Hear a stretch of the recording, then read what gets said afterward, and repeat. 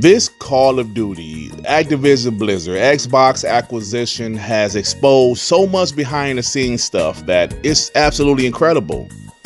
Absolutely incredible.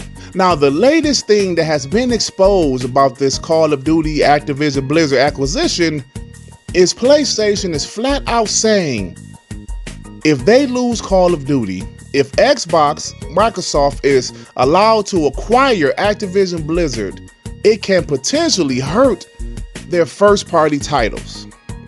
Now, this isn't me that's making up some shit. This isn't Durt Griggity, the Xbot, making up stuff. No, this is documented stuff. First off, Derek Strickland, he said, in CMA Phase 1 responses, Sony makes an interesting claim that third-party franchises like Call of Duty inadvertently help fund first-party games development, implying that without hits like COD, Sony may not be able to serve up high-profile first-party games. Holy shit. So in layman terms, games like Call of Duty help fund games like God of War, Last of Us, Ghost of Tsushima, and shit like that. Now, we assumed, Call of Duty makes PlayStation a lot of money. I mean, we pretty much knew that. But we didn't know it was making it so much money that it was help fund their first-party titles. This is crazy. Derek Strickland also said, we have to wonder just how much money Sony makes from Call of Duty alone. But the argument could be made that any game sold on PlayStation Store could technically help fund first-party titles. Then again, not every franchise sells 25 million copies in 1 year. Ladies and gentlemen, Call of Duty is the best-selling game on PlayStation every year. We know that. It's not God of War. It's not Ghost of Tsushima. It's not The Last of Us. It is Call of Duty. And PlayStation 4 was the casuals' console of choice.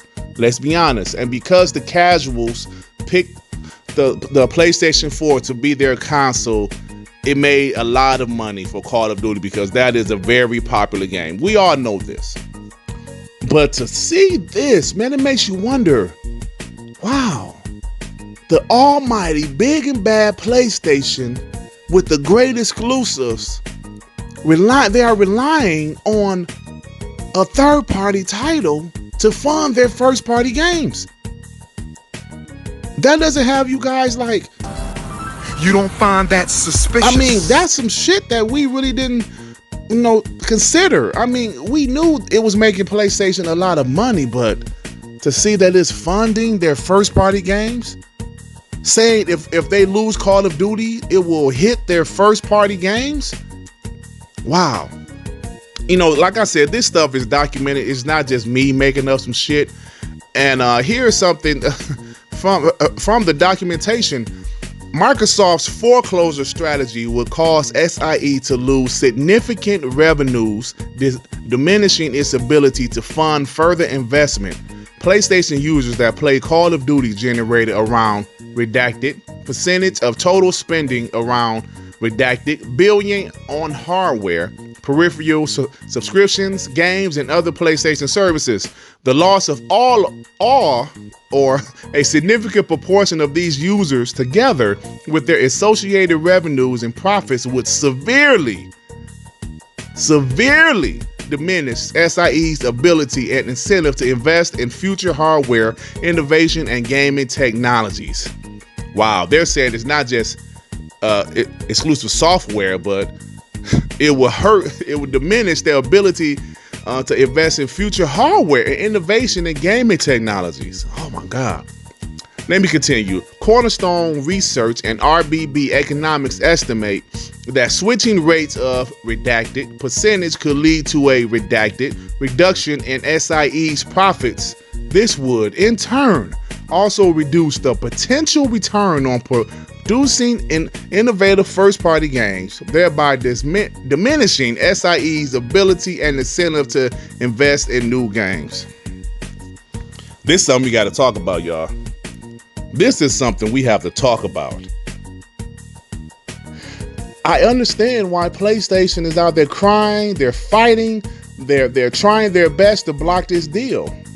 They're trying their best because they know Things like Xbox Game Pass is a threat. Even though PlayStation is a monster of a brand, they're absolutely dominating. They're selling great worldwide.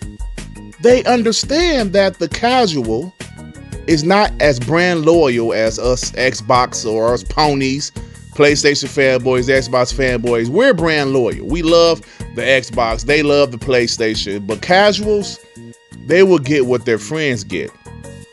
If it's kids, they will get what their parents get for them to play. And if all of their friends has an Xbox or Xbox Game Pass, guess what's going to happen? Now look, man, I know PlayStation brand, the name PlayStation is a much bigger name in gaming than Xbox, but Xbox isn't a slouch. And people know about the Xbox. It's just that Call of Duty is such a big franchise. If people can play Call of Duty at a cheaper price, some of them will switch. Some of them will switch, and that will hurt Sony. We clearly see that Call of Duty helps fund PlayStation first-party games. If millions of people switch to Xbox for Call of Duty, that will hurt PlayStation significantly. Like I said, this isn't me saying this. This is PlayStation saying this. They have admitted it. It's right here in writing. Wow, guys.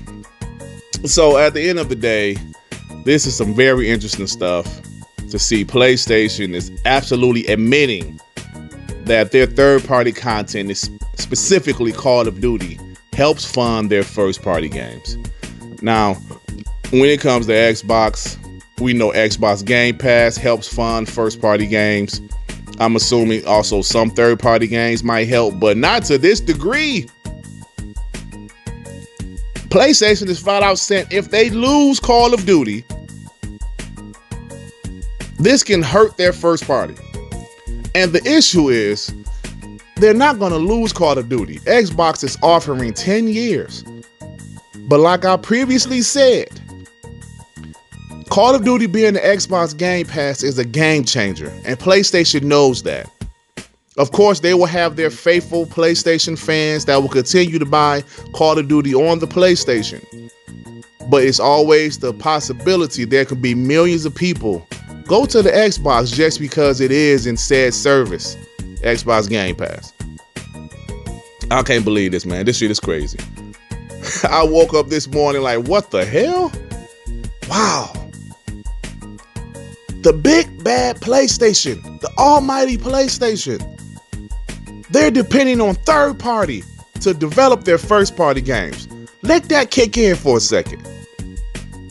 The almighty PlayStation with the best exclusives in the world, right? They're depending on third party to fund their first party. PlayStation fanboys told me PlayStation first party sells 20, 30 million. It's incredible, and Xbox can't compete, and it kills everything that Xbox does, and blah, blah, blah, and Xbox Game Pass fodder, and PlayStation Plus is better than Xbox Game Pass. Look at yourselves.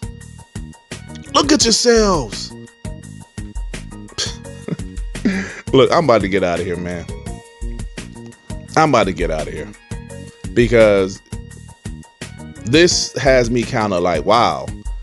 Not saying it's a huge surprise, but it's just like, wow. This is the almighty PlayStation, man. The almighty PlayStation with the best exclusives in the world. That's what we were told. I guess ponies don't buy games, huh? They're depending on casuals to continue to buy Call of Duty. That's sad. But look, it's time for me to get up out of here. If you like this video, please hit the like button. If you happen to stumble across my channel, you think I'm decent enough, why don't you go ahead and subscribe? And if you subscribe, please hit that notification bell to know when my black ass is doing some new content, baby. All right, everybody. Peace and love. Peace and love. Shit. Damn, man.